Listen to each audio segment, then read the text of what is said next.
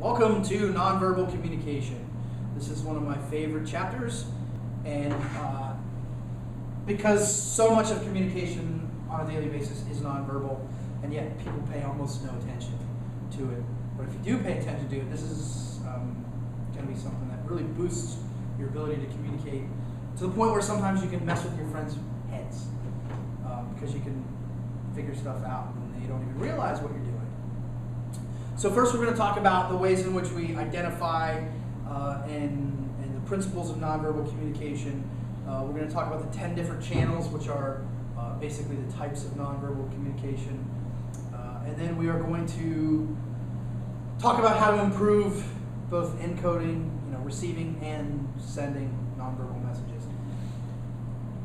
But first, something that isn't in the book is the idea that the differences between verbal and nonverbal. Nonverbal communication is primary, it's multi-channeled, and it's continuous. Whereas verbal communication, if you remember from the verbal chapter last time, is it's not any of those things. Conversations have beginnings and ends. We break them up. Nonverbal communication isn't like that. It's primary. And what primary means is we pay attention to the nonverbals first. Even if we don't realize it, we tend to focus on the nonverbals. So if somebody says to you, "I'm sorry," what are you paying attention to first? Are you paying attention to the words? Or are you paying attention to how they said "I'm sorry" and their body language? Well, if you're at all an adept communicator, even in a little bit, you're going to pay attention to all the nonverbals that say they're not sorry. That's what primary means, is it comes first. And it should come first, because verbal is something that we can manipulate. We can choose what words we say, we can choose how to say certain things, but the majority of nonverbal communication is happening at the subconscious level, so we're not even aware that it's happening. So it's much more difficult to manipulate. That's why it's primary. It's multi-channel. If I'm talking to you, that's one channel, right? It's my voice. If you go back to the communication model, channel is how the message gets to the receiver. But nonverbal channels are everything else. They are how you say what you say. It could be how you dress, how you stand.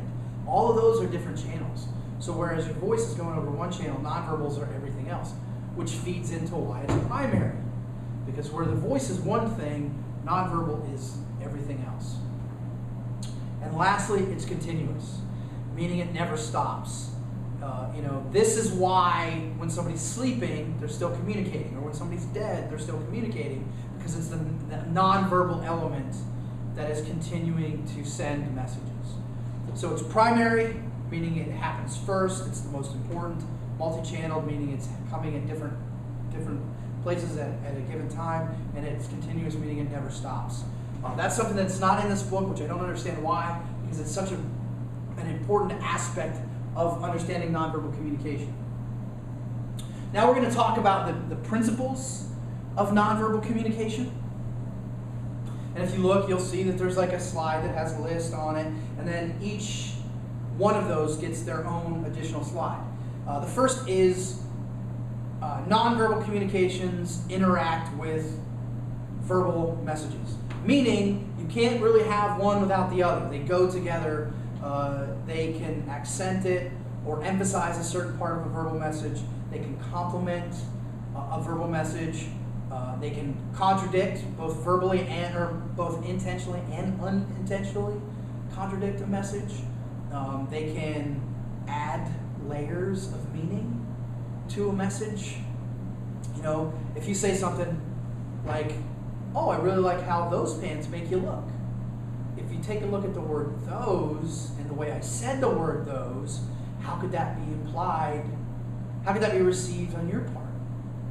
Well, does that mean that other pants don't make me look good? What does it mean? And so verbals add these other layers of meaning. They can be substituted for verbal messages. They can control the flow of a conversation. So if you're talking to somebody and then you just look at your watch, you're going to control. You're creating a barrier. You're talking on the phone and somebody comes up and talks to you and you raise your hand, right? You're using nonverbals to control verbal messages. So they work together in different ways. They interact with verbal messages to form the complete message. They also help manage impressions. Remember management impression from the perception chapter. We talked about, management impression is sending a message of who you are to the world around you. We use nonverbal in many ways to form our impressions of other people, or we base our impressions of other people off a lot of their nonverbal stuff. We talked about those strategies. When we want to be liked, we do things, affinity-seeking strategies. We smile at people. We pat them on the back. When we want people to believe us, we make eye contact with them. We have open gestures. We don't close ourselves off. We open ourselves up to get people to believe us. To excuse our failure, we do things like we look sad, we cover our face with our hands, right? To get people to help us. Self-deprecating strategies. We look puzzled. You might do one of these numbers. Huh? Right? Those are things that you do that are nonverbals that help manage other people's impressions of you. To hide our faults, we intentionally cover up some of our nonverbal signals that we're sending out as much as we can.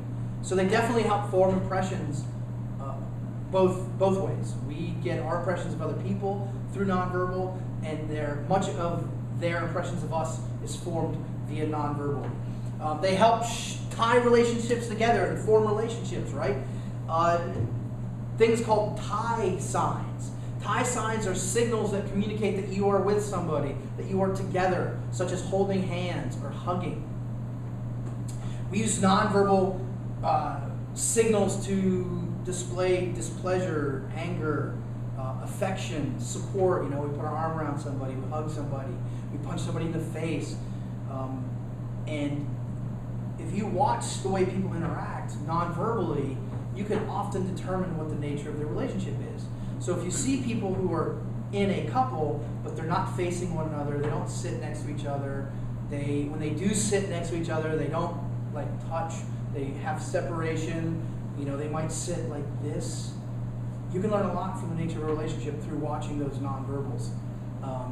I tend to be pretty good at picking up nonverbals, and I can often detect when people are having issues before they even know that they're having issues, simply because of these nonverbal signals. And it's not because I'm smarter than them, it's because I'm paying attention to those nonverbal signals. Because I believe that nonverbal is the way to go. They structure conversation, right? They show that you're interested in what somebody has to say. If you make eye contact with them, it creates a connection. When you're not making eye contact, it says something different. The way you stand, your posture. If you're standing with your shoulders slumped and your head's lowered, indicates that you're not really paying attention. You don't have much interest in what somebody's saying. We nod our heads, we shake our heads, we lean forward. These are all things that we can do to structure a particular communication event. We use them to express emotion, which we'll talk more about later, Most of that, of course, happens through the face. Facial expressions are one of the more important types of nonverbal communication. We use it to show different emotions, anger, happiness. Posture can indicate emotion. So if you see somebody standing like this, you can probably assume that they're having a bad day or they're not in a good mood because of that nonverbal signal. But we can also use them to hide emotion. If you look at your PowerPoint, you will see that we use it to hide emotion. The most common one is we smile even when we're sad. People ask us, hey, is everything okay? And we're like, yeah, everything's fine. And unfortunately, most people are not really good at separating verbal from nonverbal, so most people are going to say, oh, they must be fine. But if you become a little bit more adept at picking out nonverbal signals, you're going to realize that despite the fact that they said they're fine, they're not actually fine. So those are some of the principles of nonverbal communication. Now we're going to talk about some of the channels of nonverbal communication. And the one thing I want to say about this is it's not universal. These signals that we're going to talk about are within this particular culture. Every culture is slightly different. Some might be similar, some might be completely opposite. For example, if you look on your PowerPoint, you're going to see somebody doing this with a thumbs up. And it asks, what does that mean to you? Well, every culture has a different version of what that means. You know, in the United States, it's good job. In Germany, that's how they say number one. In Japan, it's the number 5. In certain African countries, it's an insult. It would be like flipping somebody the bird here in the U.S. In Malaysia and other areas near Malaysia, it's used to point, because if you point at people like this, it's rude. That would be like flipping people off. So you point like this because it's considered less rude. And so when I talk about that's what these things mean, that's what they mean within this culture, not different cultures. And so they fall under certain kind of overarching categories. And the first of these categories is what is known as kinesics. And the word kinesics means the study of body movement or body gestures. And it's kind of an umbrella. And underneath that umbrella, there are a lot of other things that fall underneath that. You have your actual gestures, which would be things like emblems, illustrators, affect displays, regulators, and adapters. These are nonverbal gestures that send some form of message. For example, emblems. An emblem is something that replaces a message. So I would do this, that would be an emblem. Waving hi to somebody but not saying anything is an emblem. Flipping somebody the bird is an emblem, right? An emblem replaces the actual verbal component of a message. So when you see, an emblem is not the same thing that it is in advertising, but it kind of is. So when I see the golden arches, even without any word to convey it, what do I know? I know that that's McDonald's, right? So even though it's not the same exact thing, the basic idea between an emblem or behind an emblem and like a logo is the same thing. An illustrator is something that supports the verbal message. It reinforces that verbal message. So when you think of an illustration in a book, why do they have illustrations in books? To support what they're saying in the writing, right? Of course. So this would be something like, hi, so you're waving, but you're also saying. I caught a fish, it was this big. Patting somebody on the back and saying, it'll be okay, right? That's supporting what you're saying verbally. And they go together. In theory, they go together. You have affect displays. Affect displays are things that show emotion. So a hug, a smile, a pat on the back. These would be things that affect displays. These would be examples of affect displays. They show emotion. Now you're going to notice that some of these things are multiple gestures, and that's fine. There is overlap. The next one is regulators, and the word regulate means to control. And that's what regulators do. Regulators control interaction. So if you're standing in the hallway and you're talking to people, and you don't really want to talk to them, what do? You might turn away from them, you might look at your watch, you might look over their shoulder, and you are saying to them that you need to be somewhere else. Or if you're sitting in class and you look at your watch, and it's getting to be time to go, you might start putting your books away in your backpack. You are controlling the interaction. You are telling the teacher non-verbally that it's time to go. That's what regulators do. And adapters satisfy a personal need. So when you're itchy, you scratch. When you're nervous, you might play with your hair. If you're a lady, you might play with a pen. You might bounce your knee, like at a job interview. Those are non-verbal things that you do to satisfy some personal need. And so those are emblems, replace a message, illustrators reinforce a message, affect displays show emotion, regulators control interactions, and adapters satisfy a need. Posture also counts, right, for under kinesics. When you are confident and you are assured of yourself, how do you stand? You stand straight up, shoulders up, head up, you make eye contact with people, and that sends a message that you are confident, that people can believe you, people can trust you, right? Whereas if you stand like this, and you're not making eye contact, that's sending a whole different message. Not only is posture important, but so is body orientation. And body orientation is how you stand facing them. So women will often do this in unfamiliar situations. They will turn sideways when they're talking to somebody. They will often put their purse in front of them to act as a shield, because they're basically saying, hey, I don't know you, I don't trust you, or it could be even, I don't care about you, so I'm not going to talk to you. I'm talking to you, but my body language is saying, I don't really want to talk to you. Could you grab my water, please? I forgot to grab it. So, body orientation, how you stand in relation to other people, sends a message. Thank you. So the next time you're standing around in the hallway at work or at school, look at how people stand. See if you can guess how they feel about one another, just based on how they stand. And not only that, how far apart they stand, that's something else.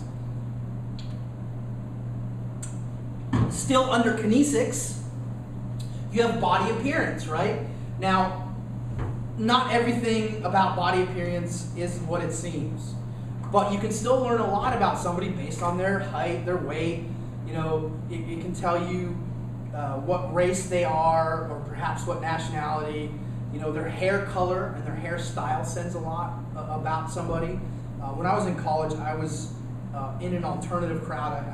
I personally didn't myself do too many crazy things with my hair, but I knew people that had like 4 foot tall blue Liberty spikes, and I had a lot of friends that had a lot of facial piercings and just piercings in general, and big gauged out ears, and a million different piercings. But then they would say, why can't I get a job? Because your appearance is sending a certain message that company isn't willing to back. It doesn't mean that that's right, but a company has to go off your appearance. That's part of you, who you are. And as much as we say, oh, you should never judge a book by its cover, you should never judge somebody based on their physical appearance, we do it, right? When we see somebody that's 400, 500 pounds, what's the first thing that pops into our head? Put the fork down and walk away, right? We don't know that they don't have some kind of issue. We don't know what's going on, but I'm a fat guy, and I still do it. You can't help it. That's what we do, is when we see something, it sends a message. Because I don't care what their problem is, if somebody weighs that amount of weight, they aren't healthy at all. And so that sends a message. And that message might be like, hey, they don't care about themselves. They probably have low self-esteem, and things along those lines. General attractiveness, again, we tend to live in a fairly shallow culture. And we put a lot of stock in physical appearance. And unfortunately,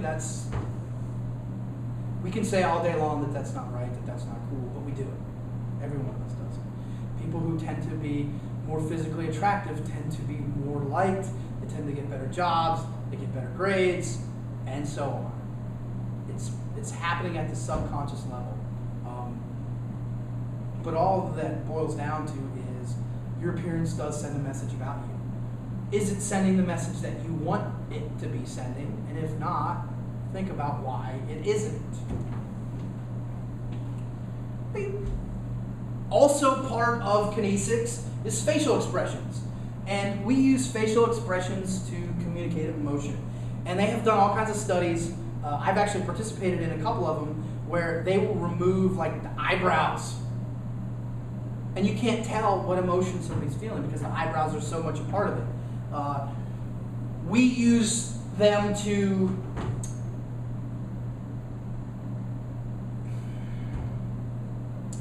use facial expressions to make connections with people. And people who smile, like I said before, people who smile are more likable and approachable than people who don't smile. That's a facial expression that we get behind.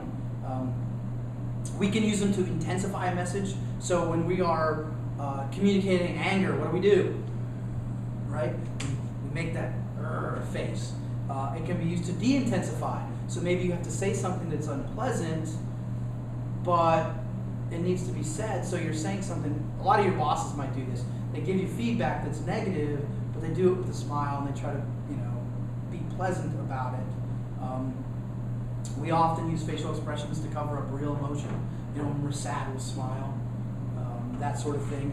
And culturally speaking, there are 7 facial expressions that are sort of generally accepted, that are pretty universally recognizable across all cultural boundaries. I'm sure there's a reason for this. And emotions are so important that if they're not there, the message loses a lot of its impact. I believe that the reason why Al Gore lost the 2000 election was not because of some, hokey, issue in Florida. It's because he was a robot. If you go back and you look at the debates, he was a robot. He had no personality. In debates, he would stand there and he would look wooden, and he had no facial expression. People aren't going to identify with that. People aren't going to connect with that. And so emotions are such an important part of a message that we have created a new language in the form of emoticons to support that idea. Because when we send a message and it's just the words, those words can be interpreted in a lot of different ways. This is why, especially with an online class, when I send a message, I will often put a smiley face or a tongue sticking out face. Not because I'm being unprofessional or anything, but because I'm trying to convey a specific emotion within that context. And sometimes, no matter how good you are at picking the right word, they can be mistaken. So you add those emoticons in there to create that emotion so that the other person knows what you mean. And if you look at there's a little graph here that shows the 7: sadness, anger, disgust, fear, interest, surprise, and happiness. Those are fairly universal, although the surprise one is creepy. If you're looking at it at home on your little PowerPoints, it's very creepy. But you'll look, a lot of it has to do with the eyebrows. You take out the eyebrows, and they become much more confusing. So important. We're still under kinesics. You're still under kinesics because it has anything to do with the body. Eye contact, which is known as oculesics. Oculesics is a study of eye contact. How strong it is, how long it is, how intense it is, what your eyes do in a given particular conversation. That's oculesics, the study of eye contact. And the thing about eye contact is every culture has rules for how long it should be, how intense it should be.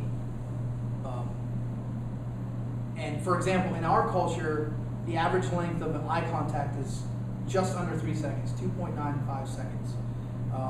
And the average contact for mutual eye contact is 1 second and 1.18 seconds. So that isn't very long, because in our culture, if you make eye contact for too long, it becomes creepy a little bit. But and they're unstated rules, but I guarantee you, go up and make eye contact with somebody for more than 3 seconds. It's gonna feel weird. People are gonna be like, "What are you doing, man?" I do it all the time as a teacher. You guys don't experience it because you're not in the classroom, but when I'm actually in the classroom, I'll do this, and people get weirded out by it. They're like, "What are you doing?" And they look away or they blink because it becomes a little bit uncomfortable. Eye contact can also convey negative things. One of the things that drives me nuts the most as a teacher, and I see it all the time, is when I say something, people roll their eyes. Right? It's actually a very aggressive behavior, because when you roll your eyes at somebody, what are you essentially saying to them? F off, right? You don't matter to me, so I'm going to roll my eyes. So it's actually a pretty aggressive thing to do. And so I try never to roll my eyes. And when people roll their eyes at me, I immediately stop what I'm doing and I focus on that and ask them what's going on. Eye contact, or the lack of eye contact, can also send a message. For example, when you're at a restaurant and somebody spills their drink and then their food, you don't stare at them, right? You might initially glance, but you don't want to keep staring at them because they're going to feel even more awkward. It's called civil inattention. When you You purposely avoid eye contact to help other people maintain some semblance of privacy. So all of those things are under kinesics. All of those things are under kinesics. Now we're going to move into a different umbrella, and this is proxemics. And proxemic is the study of how we use space around us. And how we use that space to convey certain messages. And in our culture, there are 4 proxemic distances. Think of it as ring concentric circles spreading out from you, with you being the center of the bullseye. Out to 18 inches, which is about here, that is called intimate distance. And who do you allow in that space? You allow your intimates, right? That's about it. So the way you communicate physically, like you're going to be quieter, your gestures are going to be smaller, what you say is going to be, more in depth. It's going to be the feedback and the self-disclosure is deeper. So not only what you say, but how you say it is different at this distance than it is out past that distance. Then you have personal distance. Personal distance is basically 18 inches to 4 feet. And this is like your bubble of personal space. This is what you allow your friends into, and things like that. And then 4 feet to 12 feet is social distance. This is where most of your interactions on a daily basis are. Social gatherings, school, work. And then out past 12 feet, you have what's called public space. And you only allow certain people into those different spaces. And when somebody who doesn't belong in that space crosses that border, what do? You back up. What if you can't back up? You might put something in front of yourself. You don't even think about doing it. Watch yourself next time when somebody crosses into that space where they shouldn't be. It's unconscious. We don't even realize that we're doing it. We don't realize we're taking a step back. We don't realize we're putting something in front of us to protect ourselves. And the reason why those spaces are important, you will need to know them for the exam, actually the second and the final exam, is because it controls what kind of communication happens within that space. It controls how you communicate. Well, obviously, the further out you are, the louder you have to be. The bigger the gestures, the bigger the facial expressions. When somebody's right up next to you, your facial expressions, your gesture, your volume, all that's lower. Now, for me, in a normal traditional classroom, even though that is technically social distance, 4 to 12 feet, I try to treat it like it's personal distance. I try to make much more personal connections with my students than a lot of teachers do. A lot of teachers keep it at that social distance, which to me signals a level of impersonality that I don't want. I don't want it to be impersonal. I want this to be much more intimate than that. So that's one aspect of proxemics. Another aspect of proxemics is what is called territorialism. And ignore the primary, secondary, public that's on the PowerPoint. I thought I had taken that off, but apparently I didn't. Territorialism is basically how you take ownership of an area.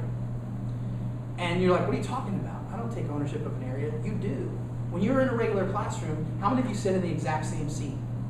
Every single classroom. Even when there's not assigned seating. Every one of you probably does that. And if you can't, you sit as close to that spot as possible. Now, why do you do that? Because that seat becomes yours from the first day. That becomes your seat. It's yours. You would say that to somebody. If you walked in and somebody was sitting in your chair, you would probably say to them, hey, you're sitting in my chair. Why are you sitting in my chair? We've all done it, right? It's like Sheldon Cooper on The Big Bang Theory. That's my spot. I'm very much like that. I used to go to this bar when I lived in Denver. It had a sunken dance floor. And around the dance floor, it had a railing. There was like a little bar, and you could sit along that railing. And I would always sit in one of two spaces because I like to lean when I sit. Because my right leg is shorter, so I just have a natural lean. And so I would always lean. I would always sit in one of the two spots right next to the DJ booth. And normally it was never a problem because I always got there early. But if somebody was sitting in my spot, it was weird. And I would actually walk up to them and get as close to them as possible without actually making any eye contact with them. So I would just go stand by them. And every once in a while they would look at me and I'd look at them. I actually had to DJ a couple times, tell them that they were in my spot. We take ownership, right? We take ownership. That's why you put posters in your bedroom. That's why you put things on your bedroom door when you're a kid. That's why if you've ever had an office job where you shared your desk with somebody, like you work first shift, they work second shift, like I did a job like that out in Denver, and the first thing I did every day was spend 10 minutes rearranging things, putting stuff back where I wanted it. And they did the exact same thing. They came in at 4:30 or whatever, they put things where they wanted it. That's territorialism. I challenge you to do this in your next class, your traditional class. Sit in a spot that isn't yours. See what people do. Now, when I do this in my public or my normal traditional classroom, I challenge everybody to do that, to sit in a different spot. And about half the time, people remember to do it. And it's funny because when people aren't in class that day, and then they come in and everybody's sitting in a different spot, they literally walk in the classroom and they're like, I've had people walk out because it looks different to them. People are sitting in different spots. So they think it's a different classroom. It's actually kind of funny. So that's territorialism. Proxemics is, again, the study of space, proxemic distance and territorialism. If you look at that image, there's an image of a table with a bunch of circles around it. Like, where would you sit? Where would you sit if you wanted to ingratiate yourself to the boss? It would either be 2 or 12. I would say, depending on what handed they are, if they're right-handed, I would sit to their right, which would be 12. If they're left-handed, I would sit 2, because that's the direction that they're going to favor. If I wanted to be ignored, I would sit somewhere in the middle, like 10 or 4, because you get lost in the crowd. If you want to challenge the boss, I would sit directly across from him at number 7, right? You want to help your boss on a policy that's going to come up for a vote, somewhere noticeable, like on one of the ends, like 2 or 12 or maybe 8 or 6. You want to be accepted as a new member of the company, somewhere again in the 11 or 3. So you're not putting yourself out there too far, but you're still putting yourself out there a little bit, right? So that's territorialism. Where are you choosing to sit? You can send a message. Artifacts are the next thing, artifactual messages. And an artifact is something that is often, it's man-made, that you use to send a message. And this can be any kind of possession. This can be jewelry, right? You see somebody with a bunch of jewelry, sends a message. It could be watches. My best friend Tim, even when that dude is broke as hell, not so much anymore, before he had kids, he would be complaining to me on Tuesday, oh my God, I'm broke. I'd go over there Thursday and that some bitch had bought a $400 watch because it was on sale from $700. But I'm like, you still spent $400. But to him, watches were important because to him, that was a status symbol.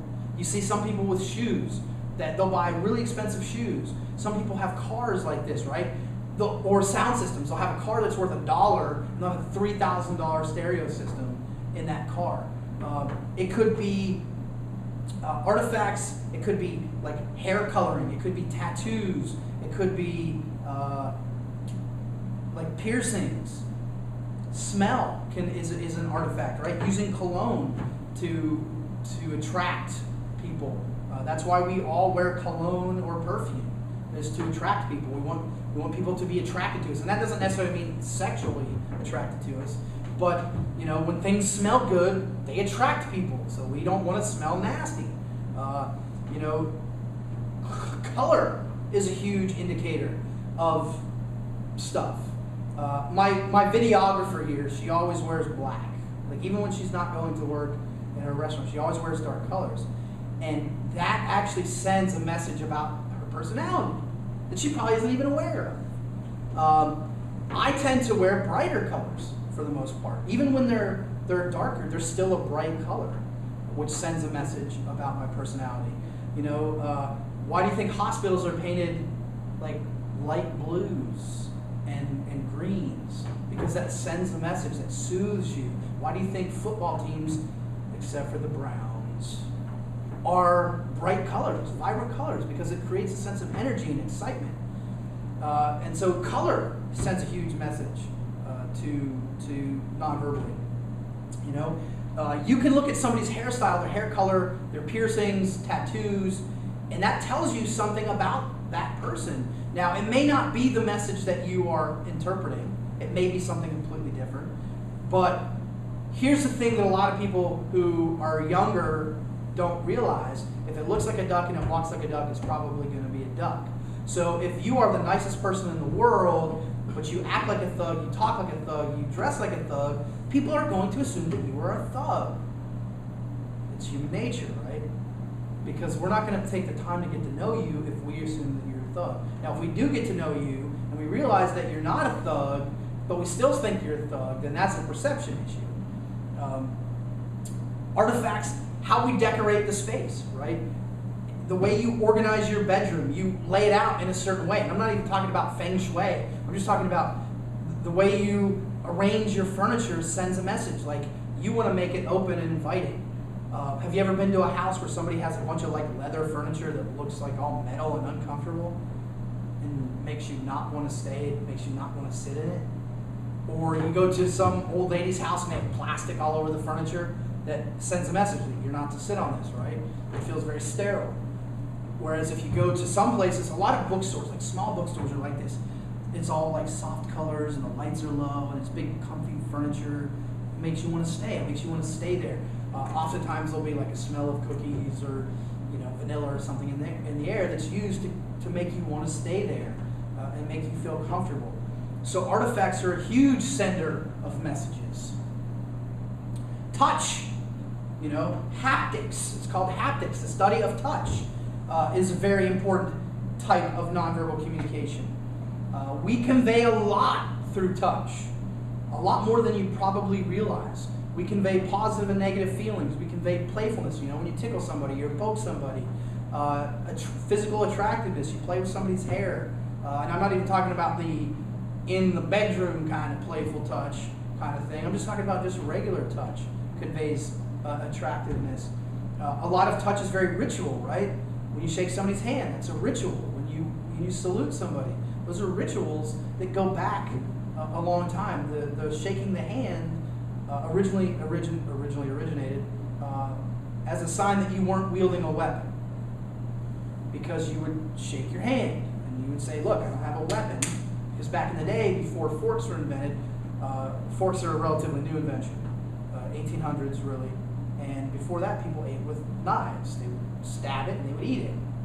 And so that was what you would do, is you'd walk up and you would shake somebody's hand and you would go like that to indicate that you didn't have a knife in.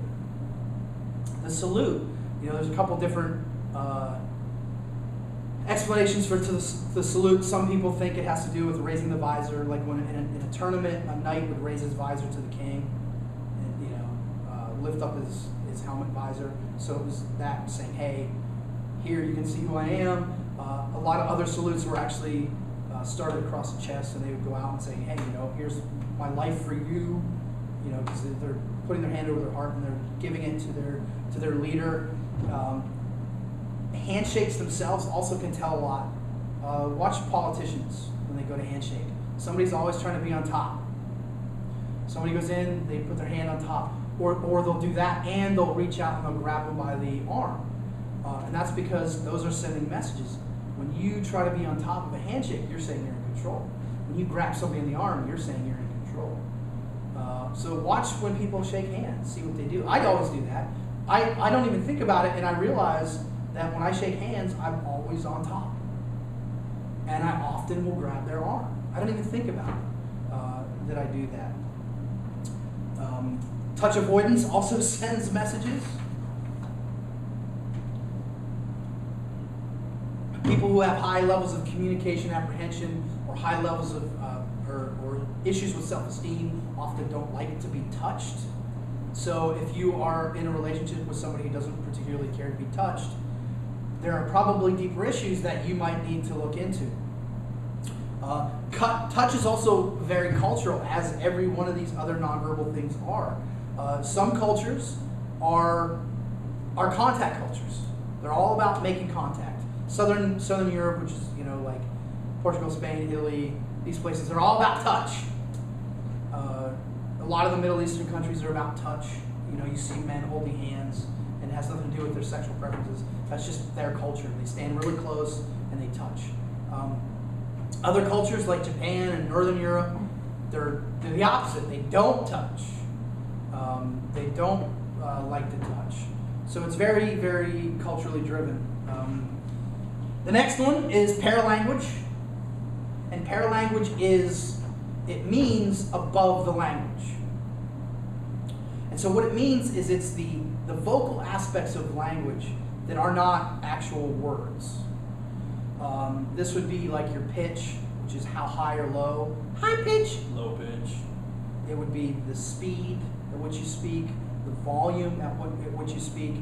All three of those things that I just said, pitch, volume, and speed, if you speak higher, it conveys an excitement, right? That's why people who are announcers on sportscasters are high-pitched, they're fast, their volume is loud. When you go to a funeral, it's lower pitched, lower speed, lower volume to create a different mood. This also includes things like pauses, vocalized pauses are part of paralanguage. Although I think even in this one it might be its own thing. But a pause I consider a part of paralanguage. We use pauses to convey meaning, right? Unfortunately, paralanguage is perhaps more than almost any other used to make judgments about people. So when we hear somebody speaking really slowly, what's our first assumption? They're not very smart, right? They don't understand things. And so, or when somebody uses a lot of ums or ahs, we assume that they don't know what they're talking about. Those are called vocalized pauses. And the next slide is about silence and pauses, and I'll talk about that more on that slide. So this is all about, it's not so much what you say, but how you say it. And many of you have heard that. It's not what you say, but how you say it. I would say that this is where so much of the meaning of a conversation happens.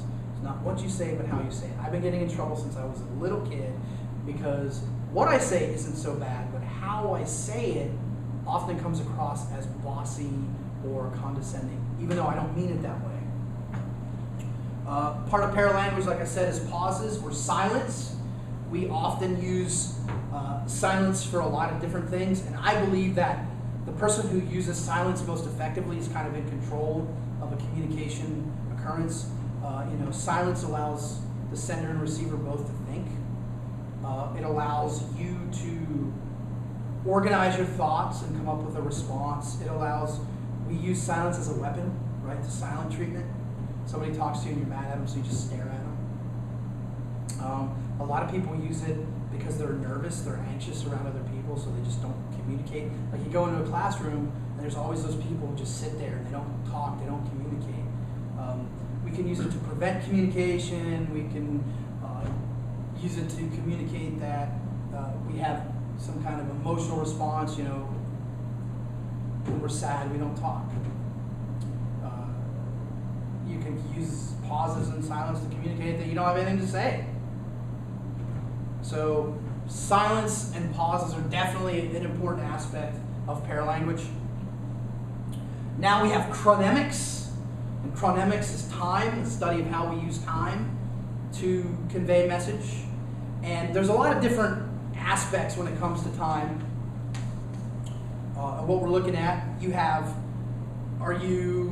the psychological aspect. Are you future-oriented? Are you present-oriented? And if you go back to the culture chapter, we talked about short-term versus long-term orientation.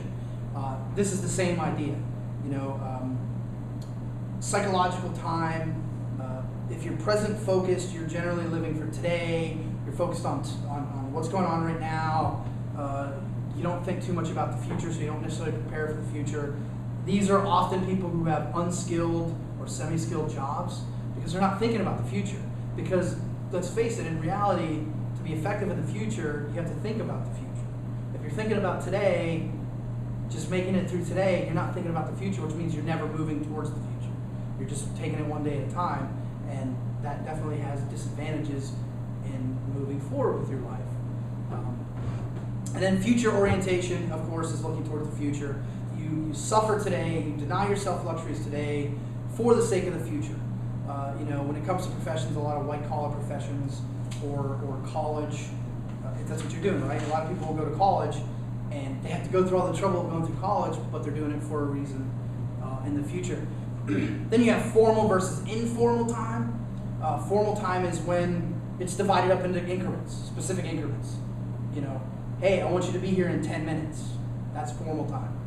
Informal time is when it's much more generalized. So instead of saying, I want you to be here in 10 minutes, I want you to be here soon.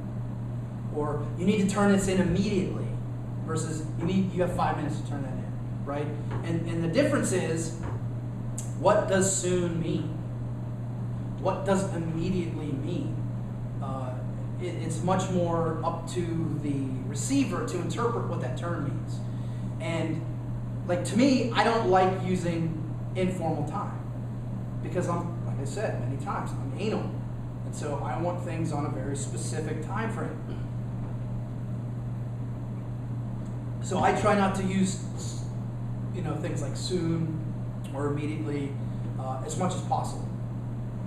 Then you have to look at how a culture views time, which is also part of chronemics. Some cultures view time as very important, as it's almost it's a commodity, right? These cultures are monochronic, meaning it's one thing at a time. Time is very valuable, and they treat time like it's a stock. We save time, we spend time, we bide our time, just like we're talking about money, right? Time equals money, money equals time. Those cultures are monochronic. Time is very linear in these cultures. If you have a meeting at 3 o'clock, by God, you're there at 3 o'clock in a monochronic culture, ready to go. In a polychronic culture, time is a lot less linear. It's more fluid. If you have a meeting at 3 o'clock, you might show up at 3:30, and everybody's cool with that because everybody else is showing up at 3:30. Time loses some of its value in a polychronic culture. A lot of South American cultures are polychronic, where a lot of Asian cultures, America, are very monochronic, straightforward, moving forward linearly. And then you have the social clock. The social clock is basically cultural highlights, meaning in a given culture, when are you expected to reach certain milestones? Like in the United States, when do you graduate high school? 18. When do you get married? Everybody always says mid-20s. When do you have children? When do you retire? These are things that are ruled by the social clock. Society says you retire at 65, right? That's what the social clock says. Although, if I would have joined the Army like I tried to, I would have already been retired for 3 years with a full pension, because you can retire after 20 years. And I would have joined when I was 17. And so I would have already been retired, getting a pension, living the high life. Instead, here I am, not retired, And what happens when you don't follow the cultural norms? You're looked at differently. I didn't have a kid till I was 40. People look at me and they actually say oh, you have such a cute grandson. Happens to me all the time. I'm like, I'm not his grandfather, I'm his dad. So, if you graduate high school early or you graduate high school late, people look at you weird because that's the social clock. That's the social norm for that given culture. So time is chronemics. Now, so those are the types of nonverbal communication. Chronemics, proxemics, haptics, kinesics, oculesics, paralanguage, artifacts. All of those things are different types of nonverbal communication. Now, how do we be better at communicating nonverbally? Well, I'm going to split it into two things. You have when you're sending or encoding messages, and then when you are decoding or receiving messages. When you are encoding, when you are sending out messages, the biggest thing that I can say when it comes to nonverbal is, think about it. We put almost no thought into our nonverbal messages, which means that they often contradict our verbal messages. I would be willing to bet cold hard cash that a lot of these cases of rape that we get reported in the news are because somebody is saying, and I've seen this in person, saying one thing and doing another. And I'm not excusing anybody at all. You do what you're not supposed to do, and you're a scumbag. But a lot of these people that are doing these things aren't necessarily out to do what, they're not out to rape somebody. But they're being told one thing, and then their other person is doing something different. And this has nothing to do with man or female, male or female, because I've seen it both ways. I believe that a lot of it's miscommunication because of verbal signals and nonverbal signals crossing. And so you need to think about your nonverbals. Now, granted, there are a lot of nonverbals you can't think about because they happen at the subconscious level. But you need to think about the ones you can. And just think about it in general. Okay, I have nonverbals. Most of a message, like 90% of a message, is nonverbal. So I have to think about it. So you want to be mindful. Try to keep them consistent. So if you're apologizing to somebody, don't stand like this, even if you're cold. Because that's the thing about nonverbals, is they are ambiguous, right? They're ambiguous in the sense that they can mean different things to different people. So when I'm standing like this, am I cold? Do I just like to stand like this? Maybe I just like to use my belly as a shelf, right? And so to me, that's comfortable. And so nonverbal communication is ambiguous. It can mean different things to different people. So you have to make sure that your verbal and your nonverbal are consistent. Think about your nonverbals. Monitor it. Think about your gestures. Think about your body posture. So when you're in a conversation, spare a second to think about, well, am I sending the wrong message? Because as we'll see in a minute, is a lot of people aren't really good at interpreting it. This is why many of you guys especially have misinterpreted signals from women and like ask somebody out or try to do something that you weren't supposed to do because you were misinterpreting signals. Because they were probably mixed signals. And so, avoid the extremes when it comes to language and verbals. Think about the situation. So, the situation that you're communicating in, the context is going to play a part in your nonverbals. Maintain eye contact. In our culture, eye contact is important. So the minute you stop making eye contact with somebody, they're going to immediately start thinking you're being dishonest, that you're being shifty. Don't use certain adapters in public, right? Guys, don't adjust your crotch. And ladies, don't pick your wedges. Or see that all the time, walking down the halls of schools. Girls are like fixing their boobs. And I'm like, I wouldn't walk down the hall and fix my crotch, so you probably shouldn't just go to the bathroom, right? You don't pick your nose in public. There's certain things in public you shouldn't do, certain nonverbal things that you shouldn't do. Watch what cologne you're wearing, right? A lot of people put on too much, or they put on stuff that's too strong, and it sends the wrong kind of message.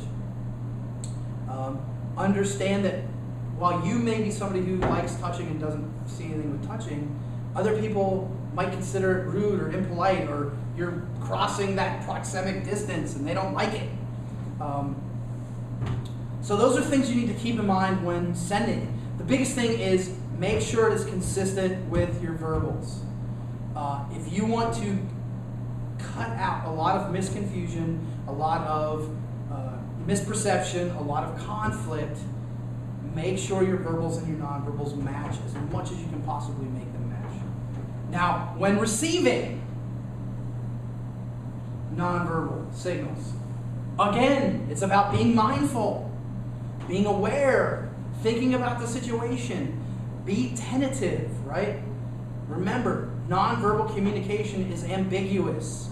meaning it can mean different things to different people. So somebody might be saying they're sorry to you, but standing like this. That doesn't mean that they're not sorry. Maybe they're cold. Maybe they just like standing that way. And so you have to take all of the signals. Remember, it's multi-channeled.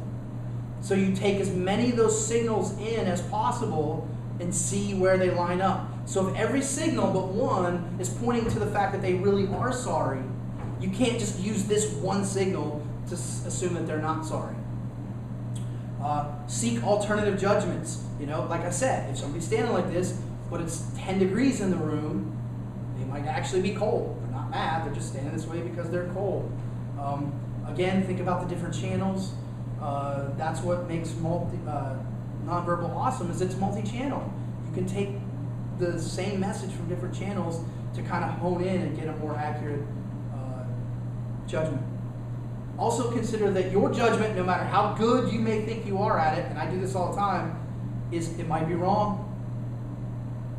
Because it's ambiguous, it could be wrong. You could be right 99% of the time, but that one time, you're wrong. And so, never make assumptions when it comes to nonverbal communication. Think about the different factors that might be influencing that nonverbal behavior. Use perception checking. Ask them, are you mad? And they're like, no, why would you think that? Oh, because you're standing like this. Oh, right? Oh, I'm just cold. So use perception checking. Ask them, ask other people if your perceptions of those nonverbals are accurate.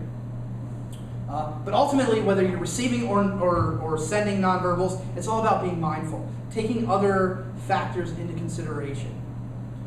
So I believe that's pretty much it about nonverbals.